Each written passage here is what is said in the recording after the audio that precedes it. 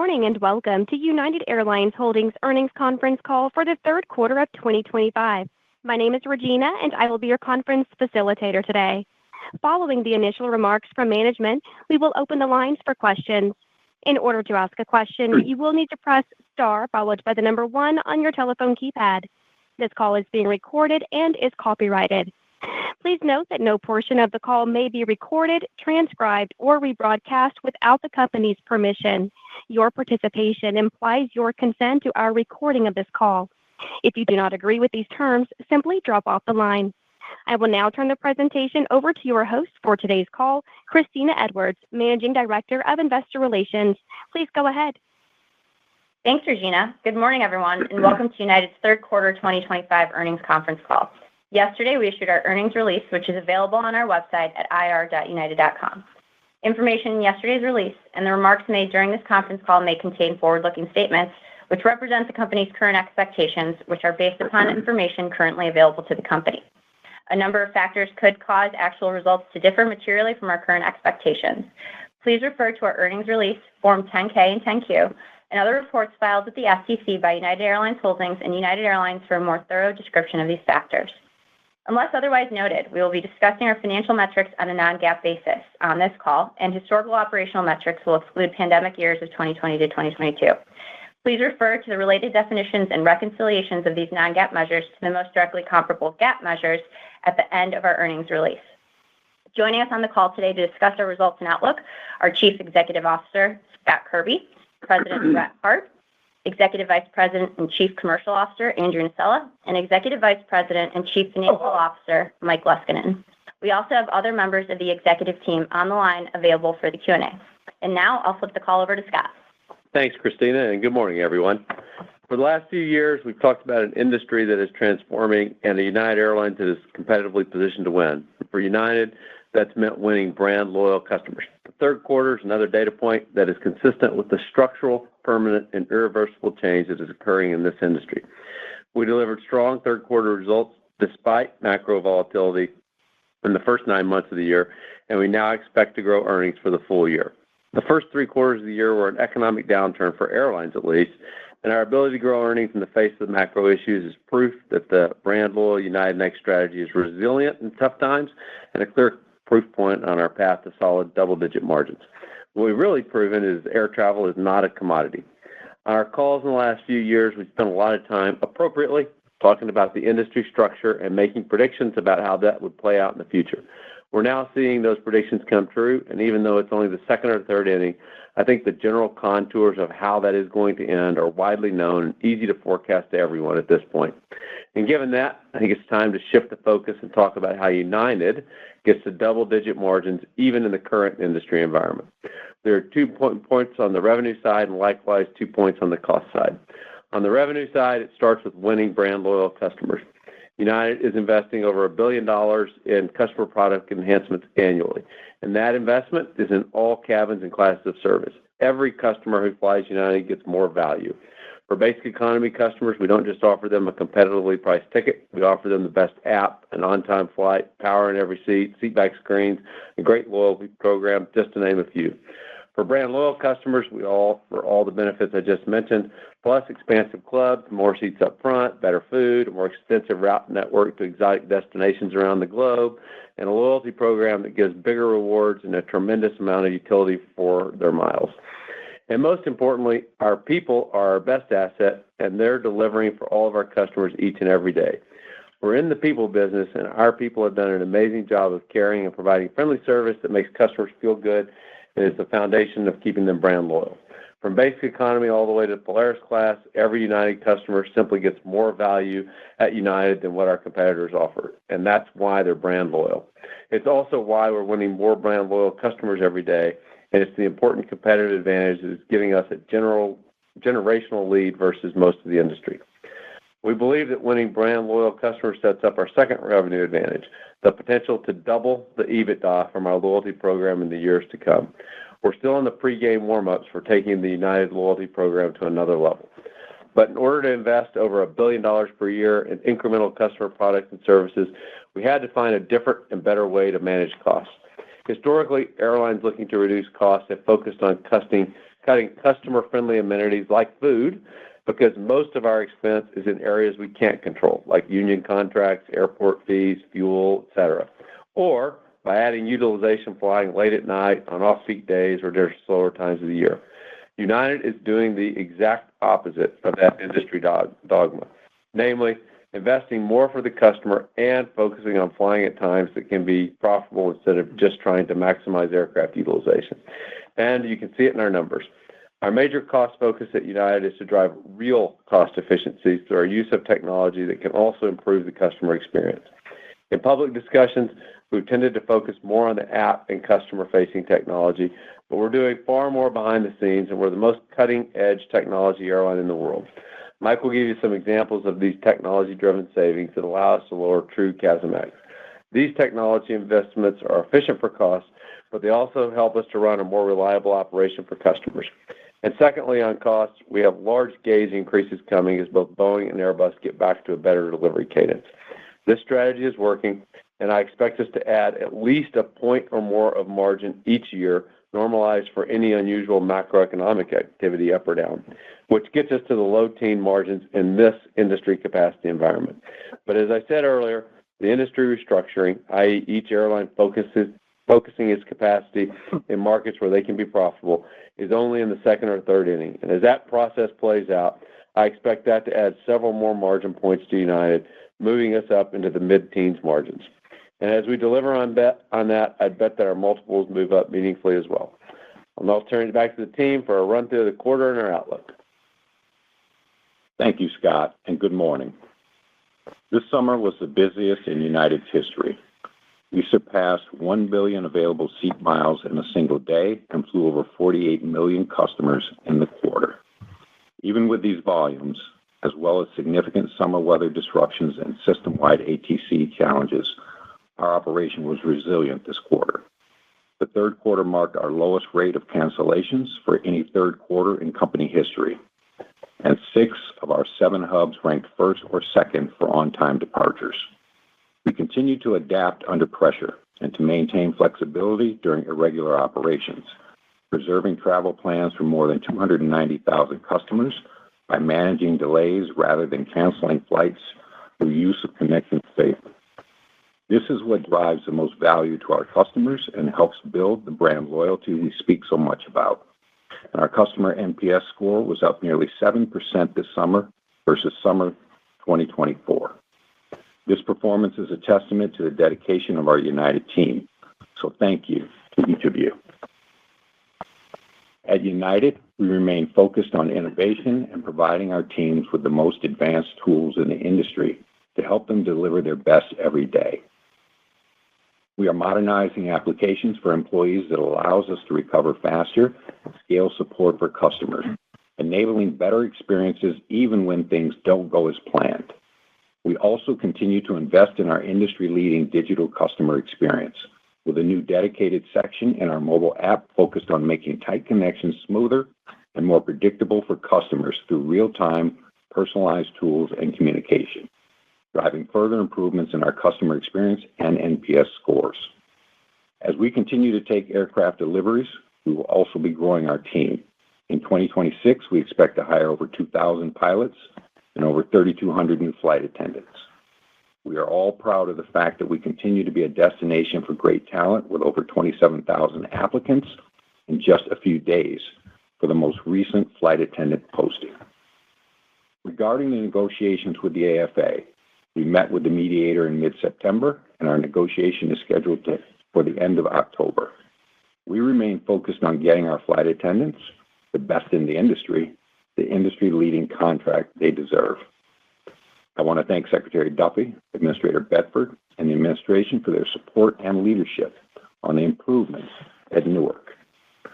We are pleased with the FAA's announcement that flights at Newark will be capped through October 2026 at 72 operations per hour, which better matches the capacity of the airport.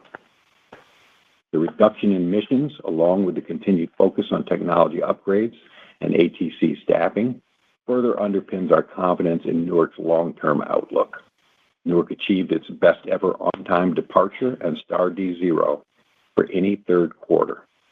Clear proof that the investments being made are working. Yesterday, our first Starlink-equipped Boeing 737-800 took off from Newark, following FAA certification last month. This marks a major milestone in our journey to deliver the fastest, most reliable, and free for Mileage Plus members Wi-Fi in the skies. More than half of our regional flight now has Starlink successfully installed. We believe this superior in-flight experience will be truly game-changing as it expands across the remainder of our fleet by 2027. Thank you to the entire United team for your continued hard work and commitment to excellence this quarter. I will now hand it over to Andrew to provide an update on the revenue environment. Thanks, Brett. United's top-line revenues increased 2.6% to $15.2 billion in the quarter on a 7.2% increase in capacity. Consolidated TRASM for the quarter was down 4.3%. Domestic PRASM was down 3.3% in Q3 on 6.6% more capacity. Premium cabins outperformed the main cabin once again. After a long stream of positive RASM quarters, United's international flights in Q3 had PRASMs down 7.1%. Global long-haul demand continues to spread both earlier and later in the year out of Q3, making those periods stronger, a trade we take any day. Premium revenues were up 6% year over year, and PRASM for premium cabins outperformed the main cabin by 5 points. United had the company's all-time highest business revenue ticketing during the week ending October 5th. Of the top 5 best weeks in our history, 3 of the remaining 4 occurred in September 2025. Leisure demand is also healthy as we head into Q4. Not unlike 2024, capacity and demand are simply better balanced in the last quarter of this year, particularly for global long-haul flying. We saw bookings inflect positive in early July, and industry revenues are expected to be positive year over year for all remaining months of 2025. We expect our consolidated RASM to meaningfully improve in Q4 year over year. International RASMs in Q4 will outperform domestic based on the current outlook. We also expect that Q4 will have United's best revenue quarter ever, but also have the highest absolute RASM of any quarter of 2025. As you can see by the stressed financials at many airlines, it is clear much of their domestic flying once again lost money in 2025, but also in the peak summer quarter. It is already beginning, but we believe more unprofitable industry flying will continue to be scaled back, although the timing remains uncertain. While the supply-demand imbalance did impact United's profits in the third quarter, we can report all 7 of our hubs were profitable in the quarter. We at United remain focused on refinements we can make to the network and commercial strategies to build a stronger margin, particularly in the third quarter of each year. 2 years ago, we focused on adjustments to our Q1 network deployment that led to nearly a 4-point improvement in pre-tax margins. And in 2026, we're going to take a similar approach to Q3. For most of recent pre-pandemic history, Q3 RASMs were consistent with Q2 and Q4, with a modest peaking of capacity in Q3, where marginal RASM was greater than marginal CASM. However, in 2024, we saw a gap emerge, where Q3 RASMs at United trailed Q2 and Q4. In 2025, we expect this gap to once again exist and to have widened.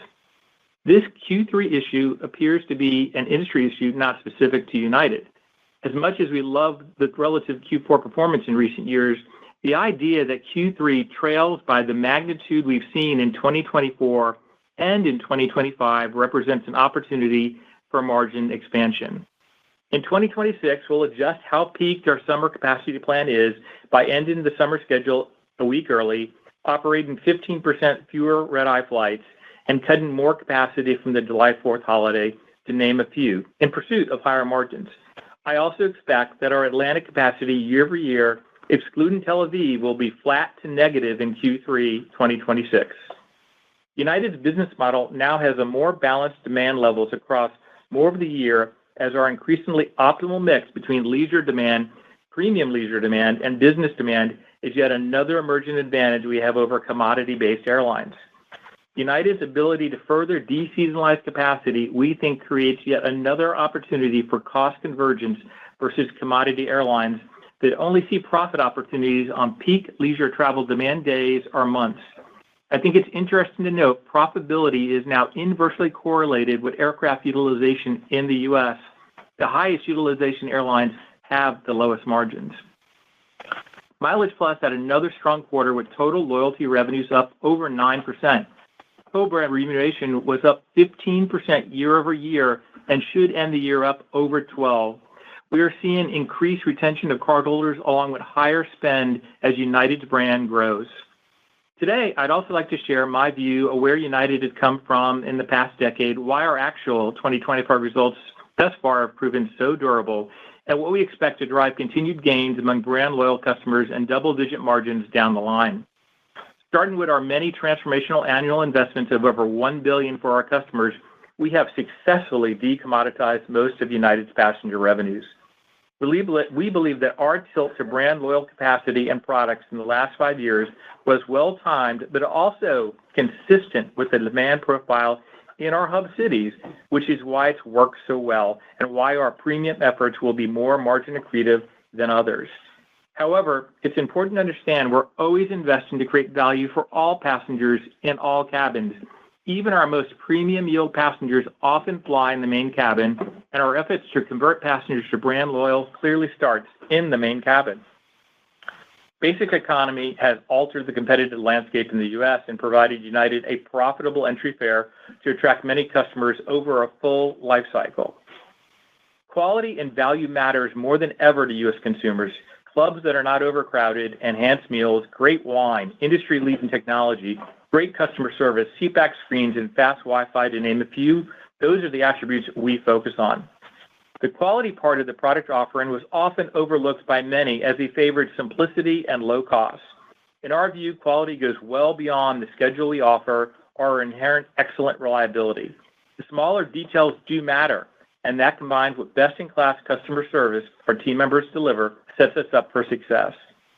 Consistency of our products and services was unsurprisingly low at the early stages of our transformation, but is now reaching critical mass. United now operates 765 jets with more than 146,000 seatback screens. These screens are one way of defining a premium airline in the U.S. Our signature interior conversion is now at 64% and an investment of over $1.6 billion. At United, we've proven our ability to increase our relative RASM with the best results while at the same time increasing domestic gauge by almost 20% since 2019. We said a decade ago that not all capacity was created equal, and our results have proven that business case. The statement is only true for brand loyal airlines.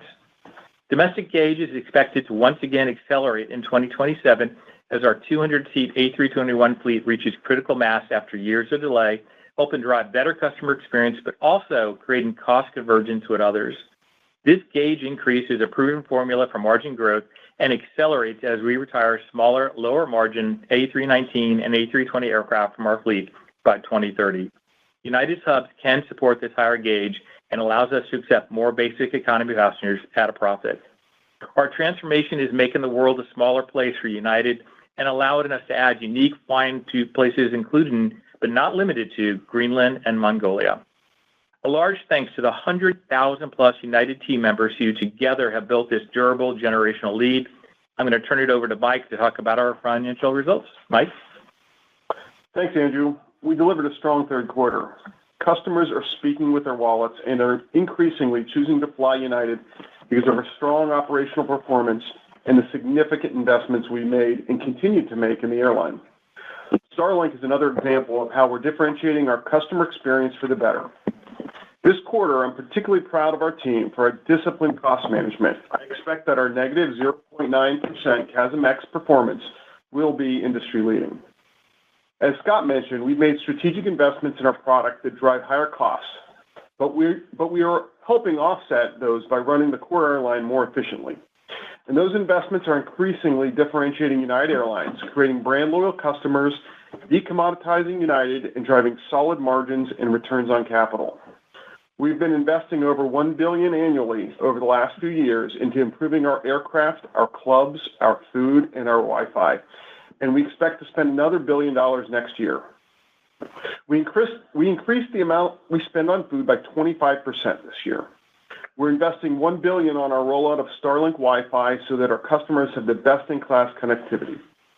Our investments in clubs doubled in 2025 and is expected to more than double in 2026 as demand for this product continues to grow. These are just a few examples, but it's important to note that we're doing this all while delivering industry-leading cost performance. Being able to invest in our customer experience is possible because we're simultaneously driving efficiency in the core operation. That produces meaningful and permanent savings. Some examples include modernizing all of our maintenance technology so that it can be used on iPads, allowing our technicians quicker access to United's resources. For example, before introducing iPads throughout their shift, our technicians would walk to and from our hangars and aircraft, checking the aircraft's paper logbook, printing manuals from the legacy mainframe systems at the hangar, and ordering parts from their terminal at the hangar to ultimately fix the aircraft. Today, iPads give technicians the ability to instantaneously access troubleshooting manuals and to order parts all while at the aircraft, turning airplanes faster and improving the efficiency of our workforce. Additionally, significant investments in people, process, and technology have been made to improve our recovery from IROPS events, which enables us to restart the airline following an event much quicker than we have in the past. One particular tool already in use is our Orca tool, which optimizes aircraft routing, crew pairings, and customer connections so that our targeted delays or cancels prioritize our customers and the optimal plan for guiding the airline through significant events. Our operational leadership and frontline employees are performing the best in our history. This has led to United leading the industry in the quickest recovery following significant events, and you can see the direct impact of that comparing our third quarter costs to others in the industry.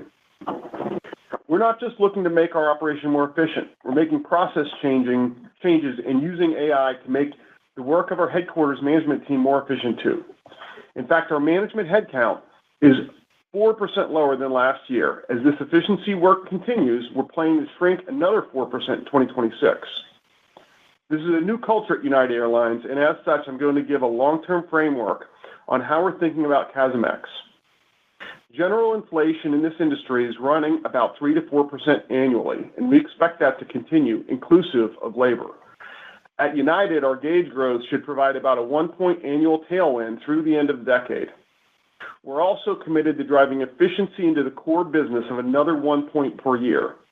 So together, our core CASM-ex growth should run up at 1 to 2% annually if we did nothing else.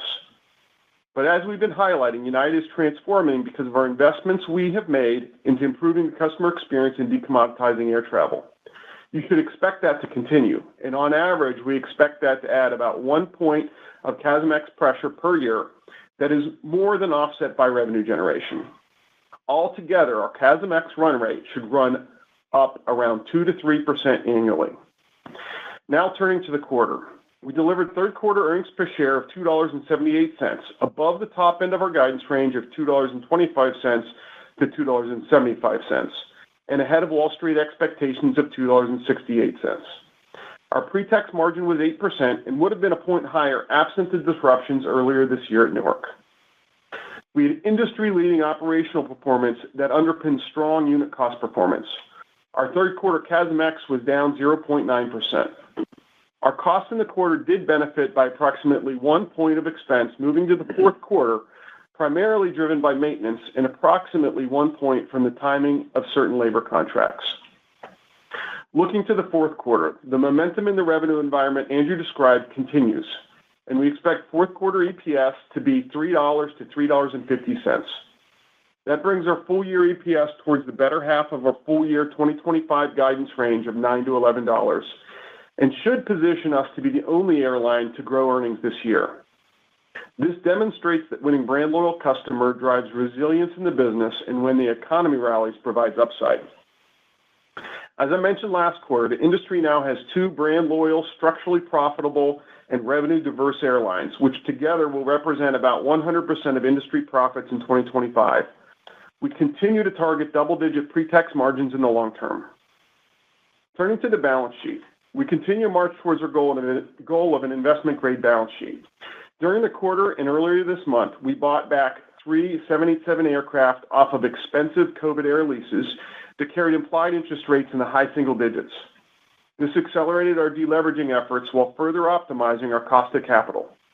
We've eliminated all expensive financing from the balance sheet and have no fixed coupons over 6%, an average floating margin of 1.9%, and an average cost of debt of less than 5%. These actions are being noticed by the rating agencies. We are upgraded by S&P to BB+ from BB on August 12th, the highest they have rated us in over 2 decades. This change gives recognition to the fact that our business plan is working as our earnings grow and become more resilient and continue our migration towards investment-grade credit ratings.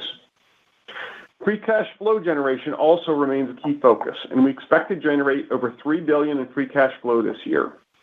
I've talked about free cash flow conversion around 50%, and this year we're trending well above that due to the timing of aircraft deliveries. As aircraft deliveries accelerate and CapEx rises, we expect to remain in the 50% range. And as we exit the decade, we expect the conversion to accelerate closer to around 75%. On the buyback, we continue to take a measured approach and take advantage of opportunistic moves in the market while also working towards getting our net leverage below 2 times. To wrap it up, I want to thank the team for the continued execution. Our ability to manage through what has been an earnings recession for the airline industry has been remarkable. And while I still think there is upside to our absolute margin, and that matters the most, our relative margin is outstanding.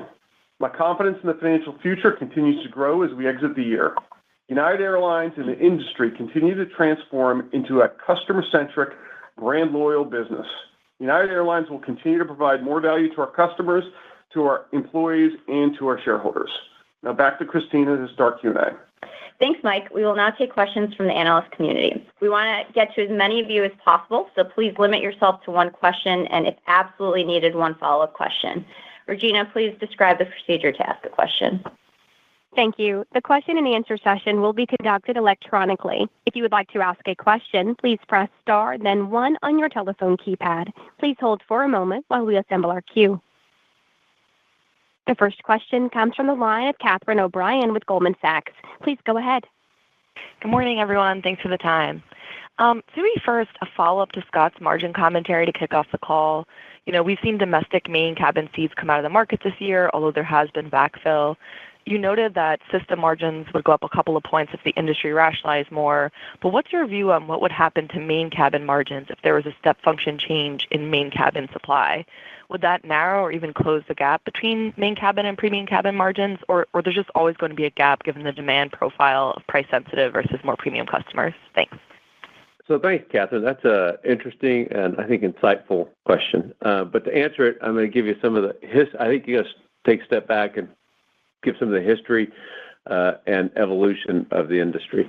And for most of my career, essentially everyone associated with the airline industry, airline executives, including myself for the first decade, but Wall Street analysts and investors have thought of the airline industry as a commodity. Not just price, but that schedule. Schedule drove everything.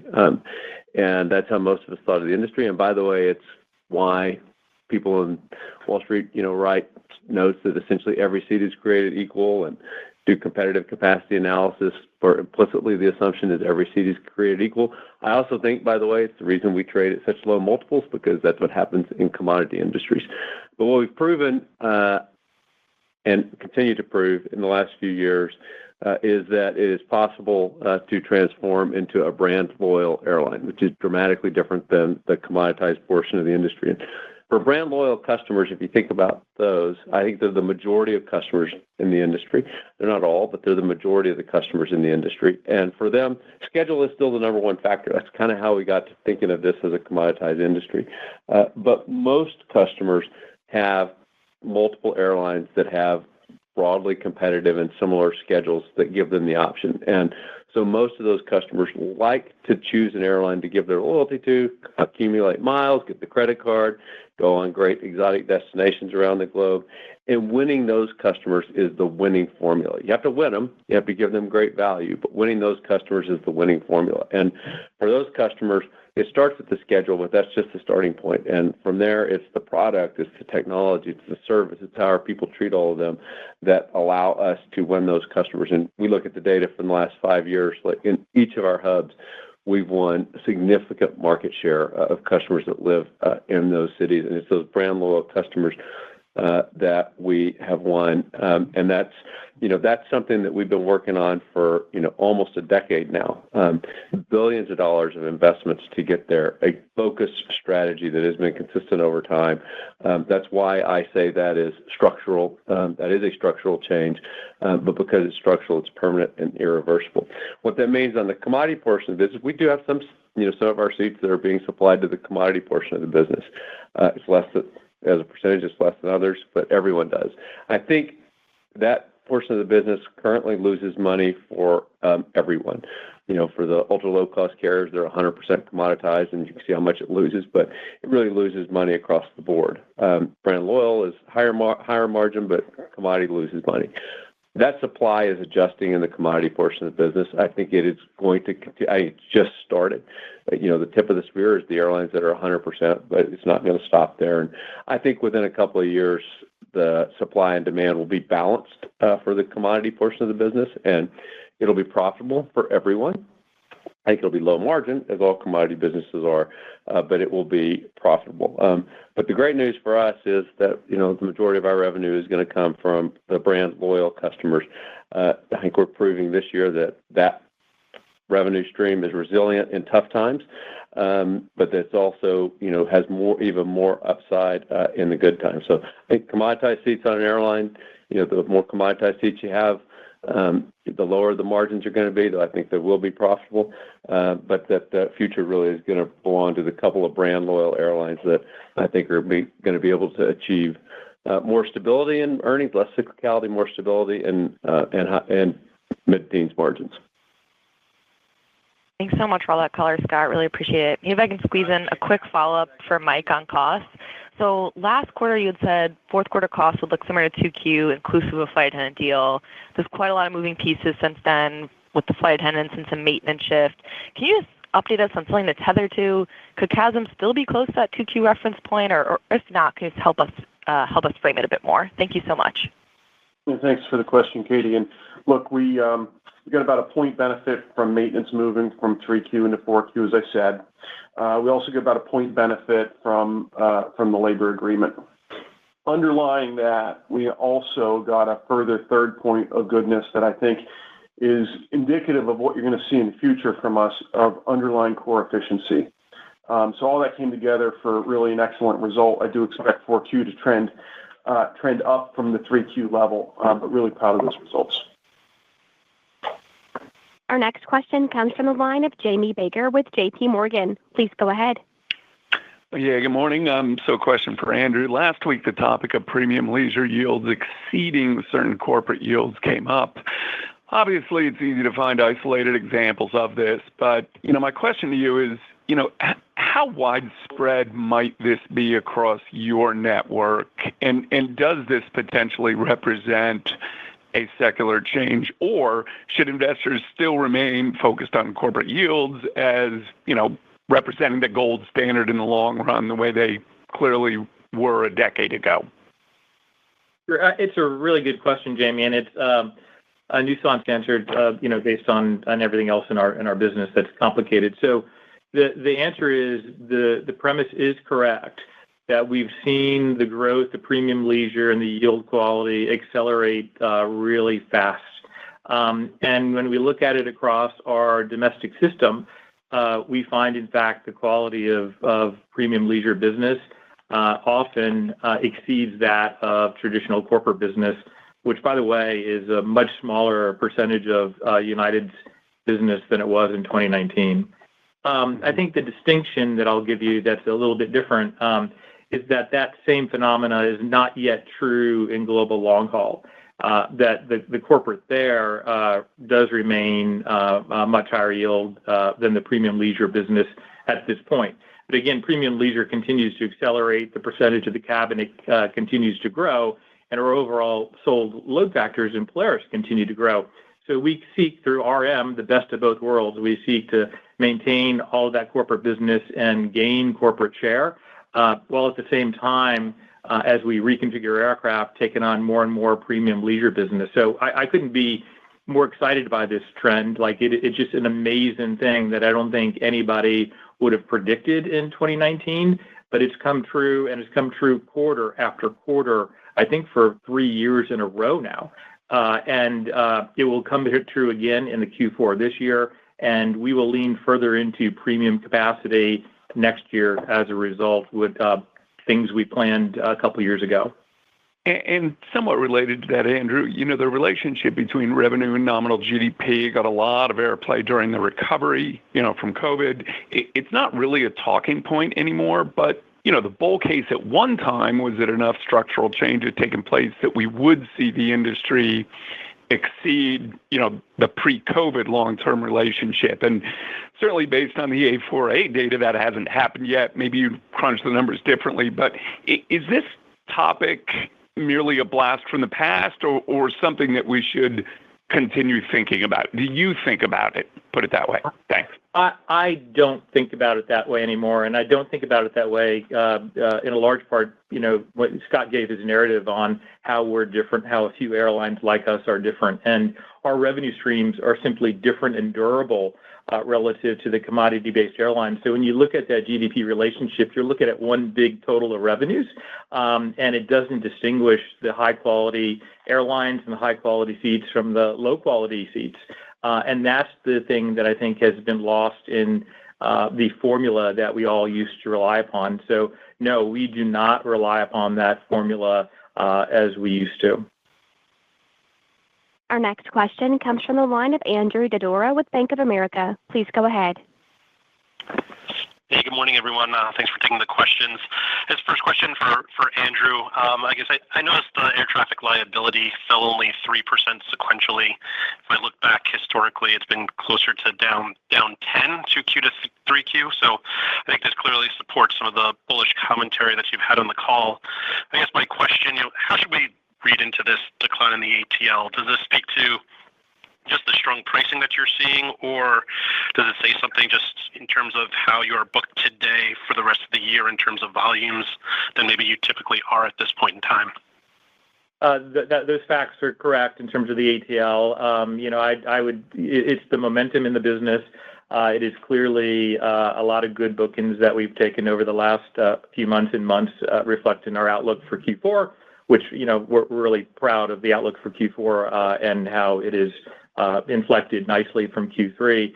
We're also booked a little bit ahead as we go into Q4 that reflects that. But overall, we've seen a really good environment. I said in my prepared remarks what we saw from business traffic at United, our bookings over the last few weeks, which have been really amazing. So looking forward to positive, news for Q4 and a great 2026. Got it. And then, maybe just as a follow-up, I kind of wanted to ask you on the Latin America results in the quarter. Your calls are very focused on margins. So just curious, why did you grow so much in Latin America in 3Q when it seems like the RASM performance certainly didn't warrant it? Just curious your thoughts there and how maybe you can fix that going forward. Thank you. Yeah, I think that's a very fair question. Look, results for Latin, we're disappointed. As we look towards Q4, I think Latin will have our largest sequential improvement, but, that's not it is an easy comp, I guess, at the end of the day. So, look, I expect elevated year-over-year capacity in the region to exist for approximately another 2 quarters by United and the industry. While competitive capacity tailwinds are favorable across most of our network in the coming quarters, that isn't true in Latin America, and that's very focused on Mexico and Central America. As we see in our domestic flying, we believe most of the new competitive flying in the region to the United States is unprofitable and transitory. We have a good position in Houston, and we intend to hold our ground. non-core, non-Houston flying by United that underperformed will be removed. And I'll also say Deep South flying is setting up for a nice peak season, driving improvements. But, core United capacity to and from Houston to Mexico and Central America will continue as planned, and we remain very focused on the long term when it comes to our Houston hub and our Latin American franchise. Our next question comes from the line of Sheila Kahyaoglu with Jefferies. Please go ahead. Good morning, guys, and thank you. Maybe two questions. The first one short term. Can we talk about the sequential unit revenue trajectory for Q4, just the moving pieces of domestic versus international? It's just somewhat interesting that international is going to outperform given where schedules are shaping up. Can you just give us a little bit of data on the booking curve and how the holidays are looking? All right. Look, it's Andrew. Q4 is setting up nicely, as I've indicated, and I think as you all can figure out, if you look at our guidance, we're seeing really significant sequential gains in our RASMs. What I'll start off with is, Newark clearly had a substantial negative impact on Q3 of a little more than a point. And while we're always yield focused as a premium branded loyal airline, we did temporarily use lower prices across all products to regain share following that event, and that continued for most of Q3. Newark share did rebound, first with lower yield in local leisure passengers, and then with higher yield leisure and corporate business following the improvement throughout the quarter. And while the impact of bookings is largely dissipated, we did build a small deficit of Q3 bookings traveling into Q4, which is in our guide, by the way. The remainder, of our Q3 gap relates to the timing of events in 2024, including the Paris Olympics and CrowdStrike. And I think that's pretty simple math that others in the industry have explained. So I'm really excited about, the inflection. I think all three international entities are going to see really good sequential improvement. By the way, I think Atlantic, even with elevated capacity, will absolutely be positive in Q4 year over year. And probably the same is true for our Pacific entity. And so we did see this one-time, gap in Q3 based on how we shaped capacity. And as I said earlier in my prepared remarks, we're going to alter our schedule for 2026 to account for that. And then in the end, across the entire globe, Hawaii has definitely been a strong spot for us. But I'd say the rest of the globe is all performing at the same rate, which is a rate we're pretty happy with when we look, again, at the sequential improvement. Great. And maybe a longer-term question, Scott, maybe for you, if you'd like. You mentioned the 100 basis points of margin improvement per year. How do you think about that as CASM-ex rises 2 to 3% per year? It implies margin expansion is assuming RASM up low to mid-single digits per year. So how do you think about the drivers of that and obviously a significant divergence from history? Yeah, it does. The math means that RASM has to outperform CASM. I do expect that to happen. I mean, you look at next year, it's easy comps, to start with. But, we just continue to have a lot of traction with brand loyal customers, and you look deeper into the data where we won market share in each of our hubs, and how that is reacted, how that is flowing through the margins. Feel pretty confident that we ought to be able to get at least a point of margin per year. And I think if you kind of look at this year, there's been an unprecedented amount of stuff that has happened this year, kind of across the whole industry at a macro level, and also to us specifically in Newark. And the fact that we're going to grow earnings this year, I think, is quite remarkable. I use the word resilient, but it's also a demonstration that our strategy, if you strip all that out, we grew by more than a margin. We would have grown by more than a full point of margin this year. And so we feel really confident. You dig into the data on, brand loyal customers and what's happening in each of our hubs, that's going to be a tailwind. And I also briefly mentioned it in my opening remarks, but we have some really big ideas on the loyalty program, which we're not going to tell you today for anyone else asking. But I think we're going to double the EBITDA, by the end of the decade in that program, which is going to have more. I think we're just beginning to realize the full potential of the loyalty program, and there's a lot of runway there. Sheila, I can't help but pile on. When I talked about the CASM-ex buildup, I talked about 1 to 2% of CASM-ex related to inflation after we manage, have the opportunity to drive engage. And then we're adding a point as we create more segmentation, more premium product. We're adding that point very consciously because it's driving consumer preference. It's driving consumers to upgrade their cabin. It's driving consumers to buy what is a premium product. And so that's profit accretive. If it wasn't profit accretive, we wouldn't spend it. And then I'll just pile on since we're all talking, for next year, our premium capacity will be up 2 to 3 points more than our total capacity. I'm not going to give you guidance for next year, but we've pre-programmed this long ago to take advantage of these premium trends. And we know that we need to change our commercial strategies, our configurations, and our products in order to achieve those RASM gains. And the good news is we pre-planned it, and it's going to happen. Our next question will come from the line of Duane Pfennigwerth with Evercore ISI. Please go ahead. Hey, thanks. Appreciate it. You've covered a lot of good stuff already, but I wondered if we could bridge from the tone of mid-September conferences to today. Not really about the third quarter, but forward bookings. I assume you have a good head start on 4Q bookings and advanced yields year over year. Can you comment on how much of a head start you've built, specifically maybe on advanced book yields? And is your relative optimism about transatlantic, is that a volume comment or is that a yield comment?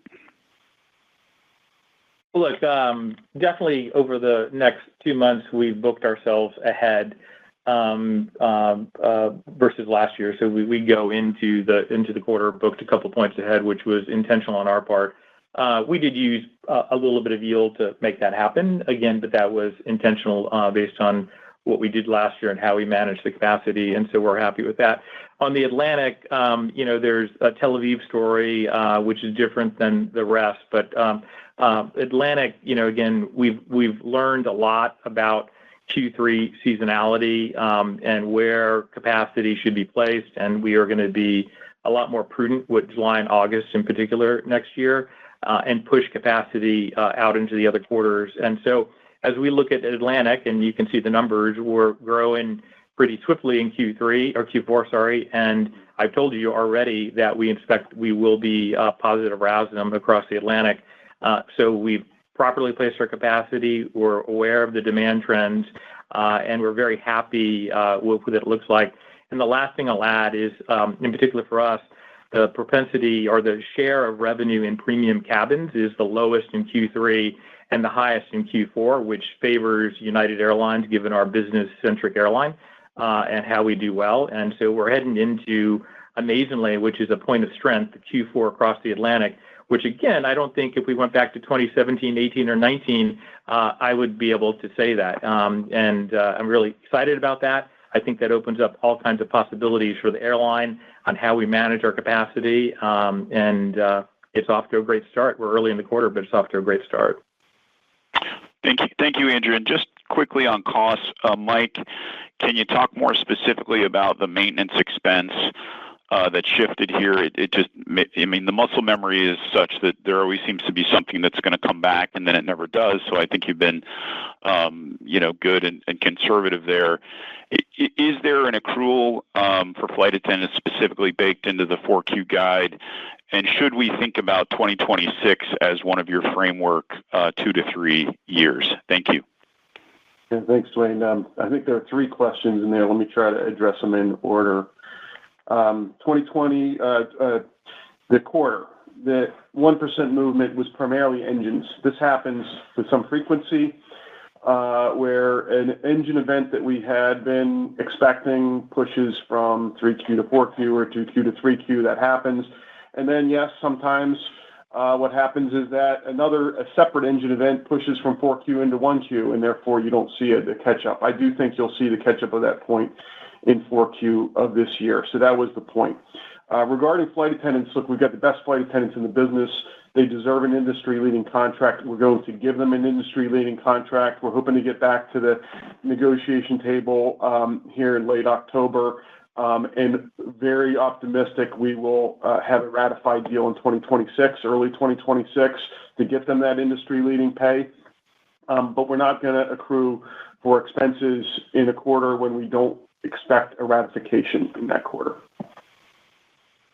And then your final question around 2026, I think that 2 to 3% is the right expectation for CASM-ex as you look over a multi-year time frame.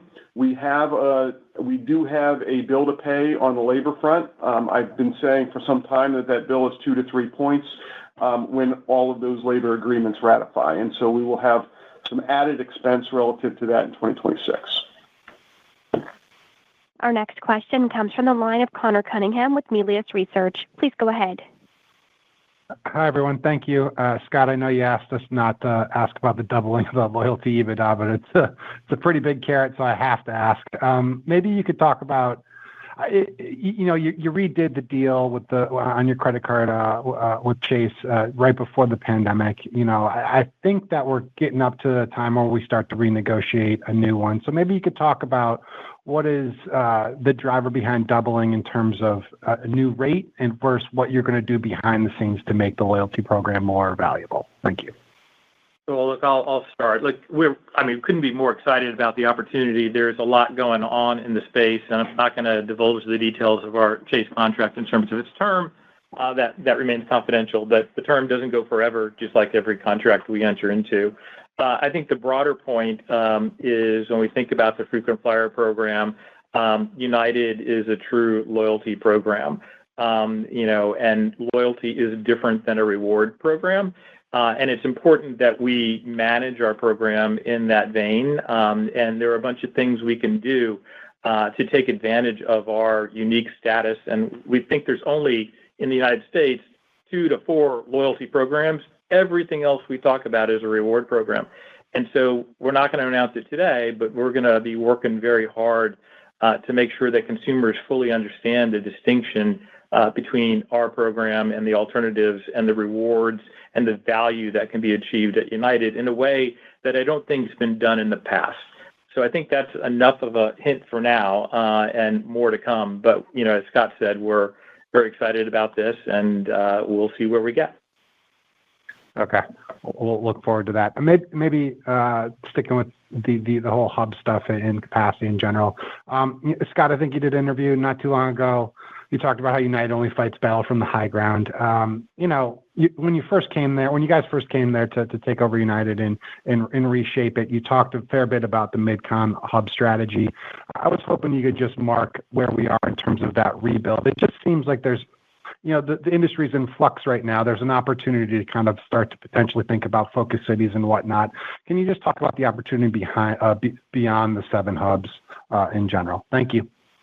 Sure. Well, I'll start off with, and I'm sure Scott can add some of his wisdom to the conversation. But we haven't completed the United Next assignment that we set out to do. We should complete that either probably in late 2026 or maybe early 2027. And that goal is to reach a certain level of connectivity, critical mass, and gauge that allows us to achieve much higher domestic margins than we have traditionally achieved in our domestic hubs. As I've said many times, and I'll say again today, international margins lead the way at United. And while I expect that to be true over the long run, I do expect the gap to be able to shrink dramatically based on what we plan for the hubs. And in particular, this gauge calculation, we still remain undergauged. That gauge is going to change our cost convergence calculation even further, allow us to capture more share at the high end and more share at the low end, all profitably. But we still have, roughly 1 to 2 more years to go. We'll figure out the exact endpoint. But after that endpoint, we will take a broader look beyond our hubs at what makes sense. But, we're very careful to make sure that whatever flying we add is margin accretive. And that'll be a test beyond our hubs. But for right now, still very focused on our hubs. Our next question comes from the line of Scott Group with Wolfe Research. Please go ahead. Hey, thanks. Good morning. I've got 2 quick ones. I'll just lump them into one. The loyalty EBITDA doubling, just a rough starting point, like what percentage of the EBITDA is it today? I just want to get a sense of the base. And then, Mike, just your point about 2 to 3 point bill from labor, is that all 2 to 3 points incremental that comes next year? Have you realized some of that from some of the other labor deals? I just want to, is flight attendant an incremental 2 to 3 points? I guess that's what I'm trying to figure out. Let me take the expense question, Scott. This is not the time where we would give 2026 guidance, and nor do we give CASM and TRASM guidance anymore. But what I will tell you is, with the underlying inflation, with the labor headwinds we expect, we feel very confident about margin expansion and growth in earnings in 2026. For more detail on that, you're going to have to wait for the Q4 call. I'll give loyalty to Andrew. Thank you, Mike. We can answer. Andrew just answered a very similar question right before this, Scott, and you'll have to wait and see for an investor day when we provide a clear breakdown of the contribution of this business. But it's obviously a very meaningful portion of our earnings. And for those of you that are next in the queue, I suggest you take my recommendation to limit yourself to one question. Our next question comes from the line of Tom Fitzgerald with TD Cowen. Please go ahead. Hi, thanks so much for the time. I was wondering if you could just update us on the cadence of Starlink installation as we move through 2026, and then how the opportunities that opens up for connected media. Thanks again. I'll give it a start. For United Express, I think we're over halfway through at this point. With the Embraer 175s and the CRJ 550s. The experience on board the aircraft, by the way, is amazing. Hopefully everybody tuned into the Today Show yesterday to see that demonstration on board. And if you haven't, you can find it on social media and TikTok because it was quite amazing. Our first 737-800 took off yesterday from New York to Houston with dramatically higher NPS scores, like off the chart on that aircraft equipped with Starlink. It is a game changer, a gate-to-gate experience, reliable, and as fast as your living room. This is going to be a unique differentiator versus our other competition. And I tell you, like of all the things we put on board aircraft, all the changes we made, whether it's wine or food or better seats, Starlink could be the biggest of them all. And as you pointed out, one of the more exciting things is how we intersect Starlink and the ability to deliver unique content to each and every seat in our connected media business. Obviously, we have, I think, through the end of 2027 to install Starlink on all of our aircraft, and we're going to do it on every single one of our aircraft. And when we have that fully enabled, so it's still a bit down the road, the unique things we can do by knowing who's in a seat and being able to deliver unique content to that seat very quickly. And by the way, that's not only the media opportunity, but that's about delivering aids to help in the travel journey, whether your luggage made it on board the aircraft or what you're about to eat or any other thing you need to know to make sure that you are stress-free when you travel on United Airlines. So much upside. Again, I'm going to go back to the NPS scores on that flight the other day were off the charts, like a game changer for United. We couldn't be more excited about this. It's one of the biggest things we've done in a really long time and maybe underappreciated, but it will soon be appreciated.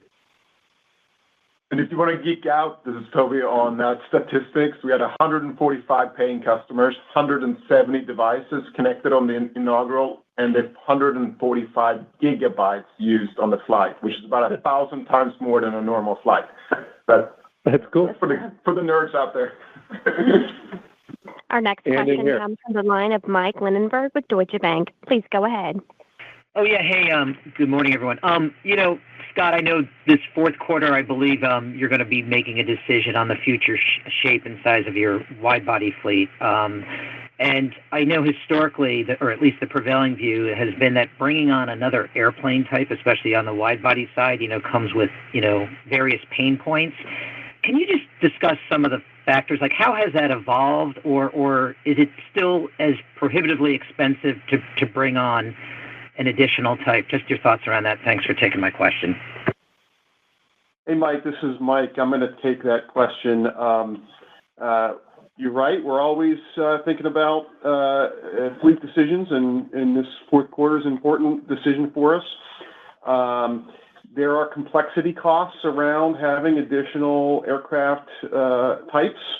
That is always true for United, given the nature of our hub network. That has not changed. The larger we grow, and to the extent it's a larger subfleet, that gives us opportunity to mitigate. But there are also different capabilities of different aircraft, and you need different range and you need different gauge. And so we're weighing those against one another, and we're weighing the price, and we're weighing the expected maintenance cost of the aircraft, and we're going to make the decision that optimizes profits for the long term for United. So stay tuned. Our next question comes from the line of Savi Syth with Raymond James. Please go ahead. Hey, good morning. I was curious if you could remind us again how you're thinking about the fleet plan. It seems like you had a few more deliveries this year than you had initially planned, so Airbus and Boeing getting their act together. So curious how you're thinking about kind of 2026 and how that progresses. Thanks, Savi. Look, Boeing's definitely getting their act together on the narrow-body side, and we're getting some additional deliveries versus what we had expected, and I think that's going to continue in 26 and maybe even 27. On the wide-body front, we're still seeing some delays, although there's reason for some optimism on that front as well. To the extent that occurs, we'll see additional deliveries. That'll drive CapEx up in the short term, but the upgauging on the narrow-body side in particular, combined with the financing terms and our prices, it is margin accretive. It's pretty quickly actually even return on capital accretive, and so we're welcoming some faster deliveries of delivery of aircraft. And as I talk about free cash conversion, we run a whole multitude of scenarios, and I feel very good about expanding free cash conversion even with some growing CapEx.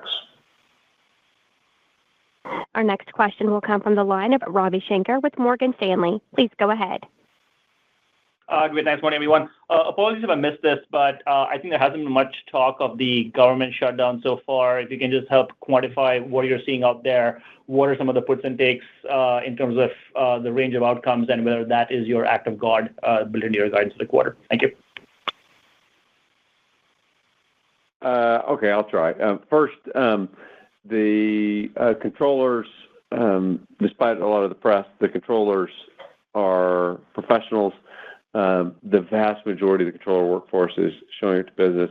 We also have more communication and coordination at all levels with the FAA than I ever have seen in my entire career, and the sum of those two means that the system is actually running well. We have our lowest cancellation rate in a decade for October, second best on-time performance. From a bookings perspective, the first couple of weeks, there hasn't really been a measurable impact in the first couple of weeks of October, though I think the longer this drags on, obviously the risk will grow on both of those points. So I hope our politicians will figure out how to get in a room, compromise, and get something done. Robbie, to your question of an act of God, I think we calibrated the range of earnings per share for Q4 with government shutdown in mind. It's one act of God, not two acts of God, but we've got reasonable room there for continued government shutdown, but it's not infinite. Our next question comes from the line of Brandon Oglenski with Barclays. Please go ahead. Hey, good morning, everyone. And I think I'm going to ask like a nerdy and geeky question of Andrew here. But speaking of brand loyal airlines versus commoditized low-cost carriers, I think from our perception, the booking window might actually be shorter at the lower end of the market, especially for like a Spirit right now. So I guess, can you talk to, we're going to see another big chunk of capacity come out of the low end of the market here. That's disclosed by them in their reorganization plan. How's that going to impact dynamics competitively, especially as we go through the fourth quarter here? I don't mean to make this a near-term question, but I guess any insights you can provide would be helpful. Sure, I'll give it a try. clearly future schedules have been recently loaded that are materially different than past schedules, and unprofitable capacity is leaving the system. Certain airlines definitely have a very close-in booking curve based on, pricing and how they price relative to others, I suppose, is the macro level thing I would say. And their booking curves are different than United's booking curve because we have a full range of customers and products and flying all over the world. What it means for the future, look, as more and more unprofitable capacity comes out, we'll continue to adjust. But I'll tell you, basic economy is an entry point. There's always going to be ultra low cost carriers in the marketplace. They may have different names over time, and we will always be competitive with them. The one thing we do think is going to change is unprofitable flying is going to be diminishing because it just doesn't make sense in the long run, whether it be for United or any other carrier. We're going to make adjustments to Q3, as I reiterated earlier, and others will have to and are being forced to make adjustments. So it's a really great setup as that unprofitable capacity and that commoditized capacity leaves the system and supply and demand rebalance. It's a great outlook. We will now switch to the media portion of the call. If you'd like to ask a question, please press star then one on your telephone keypad. Please limit yourself to one question. Please hold for a moment while we assemble our queue.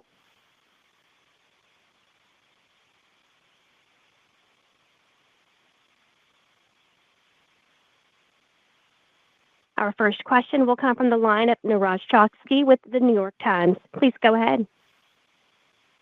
Hey, thank you. I was just curious. You guys have talked about how premium demand will be resilient in a downturn. Can you just kind of talk through a little bit more about how that is, why you believe that? Sure. Actually, I call it brand loyal demand instead of premium demand to start with, because many of our brand loyal customers are flying in economy. They sometimes fly up front as well, but they often are flying in economy, and that demand has been resilient. I think is resilient. There are people that in many cases do have the incomes to continue traveling.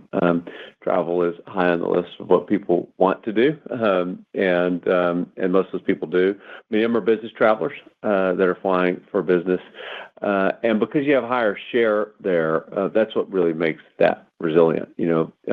If demand kind of bleeds off on the lower end when there's economic stress, there's more seats available on United Airlines for those brand loyal customers, and so it makes it resilient. You can see that in our results this year, I think. Our next question comes from the line of Rajesh Singh with Reuters. Please go ahead. Hi, thanks for taking my question. Scott, I have a question on Russian overflights. United said this week that restrictions on flying over Russia means you are effectively barred from flying directly to China from Chicago, Washington, or New York.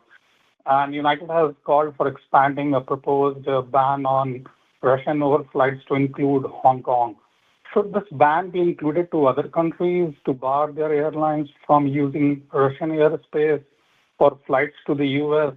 And the second part of my question is that how much of a competitive disadvantage is it for U.S. airlines compared with other non-U.S. carriers that are currently using Russian airspace? Well, I'm going to focus on China, and I absolutely think this is just a matter of basic fairness.